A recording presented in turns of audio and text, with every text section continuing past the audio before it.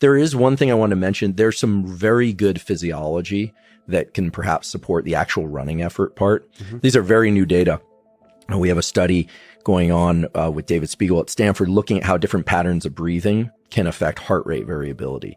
Heart rate variability is good. There's this interesting mechanism that I think most people might not realize, but that medical students learn, that your breathing and your heart rate and your brain are in this really remarkable interplay. It goes like this. When you inhale, this isn't breath work. We're not going to do breath work. But when you inhale, the diaphragm moves down. The heart gets a little bigger because there's a little more space in the thoracic cavity. And as a consequence, blood flows a little bit more slowly through that larger volume. And there's a category of neurons, the sinoatrial node, that sees that recognizes that slower rate through that larger volume. It sends a signal to the brainstem, and the brainstem sends a signal back to the heart to speed the heart up. So every time you inhale, you're speeding the heart up. When you exhale, the diaphragm moves up, the heart gets a little smaller, the volume is smaller, blood flows more quickly through the heart, signal sent up to the brain, and the brain sends a signal back to slow the heart down. This is the basis of heart rate variability.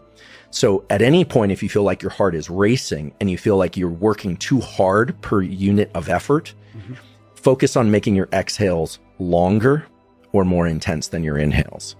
If ever you feel like you're truly flagging, you do not have the energy to get up, it's like, okay, it's time to go, and you're exhausted, you want to draw more oxygen into the system, get your heart rate going faster. Now, some people, when they hear this, probably think, well, this is really obvious, but there's so much out there about breath work and how to breathe and all this stuff, but no one talks about how to do it in real time while you're exerting effort. While you're running, if you want to get into a nice cadence of heart rate variability, do double inhales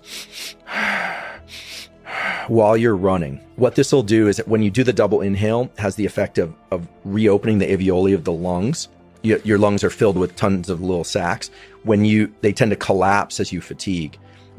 And carbon dioxide builds up in the bloodstream, and that's when we start getting stressed. If you've ever been sprinting, you start getting beat, and you're going as hard as you can. What you really need to do is double inhale and reinflate these sacs in the lungs, and then offload a lot of carbon dioxide.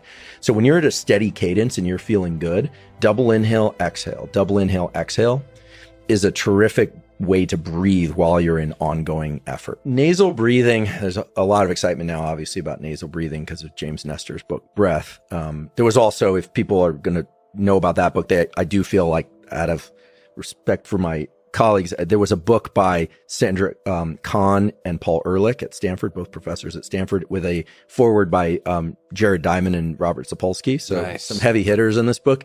And the book is called Jaws, A Hidden Epidemic. And it's all about how nasal breathing is better for us, especially kids, than being mouth breathers under most conditions. For sake of improving immunity, it turns out there's a microbiome in the nose, like all sorts of good stuff about nasal breathing preferentially. But when we exercise, you can do pure nasal breathing, but the problem is once you get up to kind of third and fourth and fifth gear effort, you can't nasal breathe and be at maximum capacity unless you've been training it for a very long time. So I would say double inhale through the nose, offload through the mouth. So double inhale, exhale while you're in steady effort.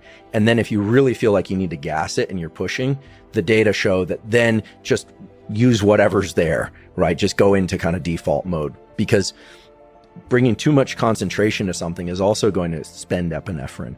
The goal is to get into that, I don't like the word, but the flow state where you're not thinking too much, you're just in exertion. So these are things that can help in the transitions. But I don't think there's any secret breathing technique. Anyone who's been in the SEAL teams will kind of, they'll tell you, like, there's no breathing technique, right? There's tools that you can look to from time to time.